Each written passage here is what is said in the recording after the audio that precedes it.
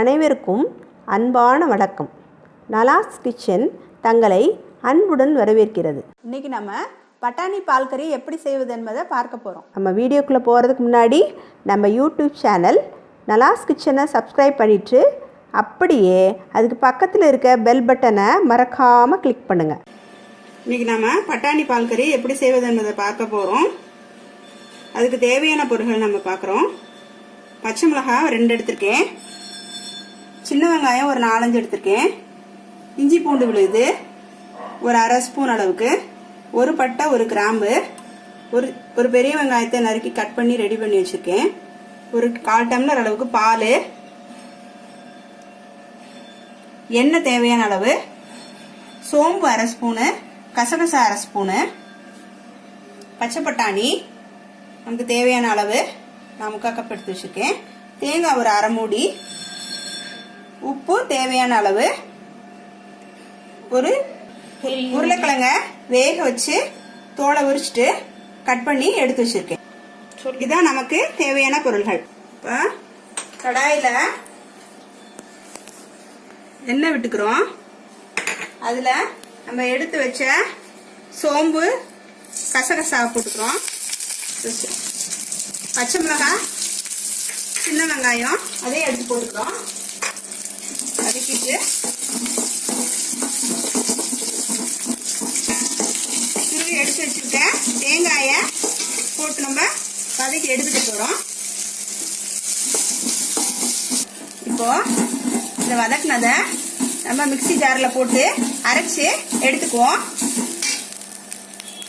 இப்போ ஒரு கடாயை அடுப்பு வச்சுட்டு காஞ்சோன்னு எண்ணெய் விட்டுக்கணும். ஒரு பட்டை ஒரு கிராம்பு நம்ம போடுறோம், 2 சோம்பு போடுறோம், வெட்டி வச்ச வெங்காயத்தை போடுறோம். அடுத்து இந்த இஞ்சி பூண்டு பேஸ்ட்டை சேர்த்துடுறோம். அடுத்து நம்ம பச்சை பட்டாணியை போட்டுடுறோம். பச்சை பட்டாணி லேசாக வதங்கினோன்னு உருளைக்கிழங்கையும் போட்டுருவோம்.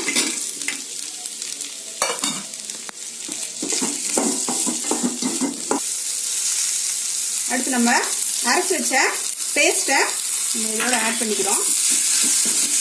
இதுக்கு தேவையான உப்பும் போட்டுக்கிறோம். லைட்டாக தண்ணி ஊற்றிக்கங்க, லைட்டாக தண்ணி ஆட் பண்ணிக்கங்க.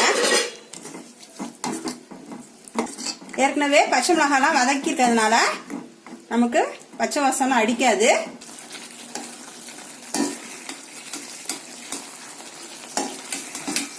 கெட்டி ஆயிடுச்சு. இந்த சமயத்துல நம்ம எடுத்து வச்சிருக்க பாலை விட்டுறோம்.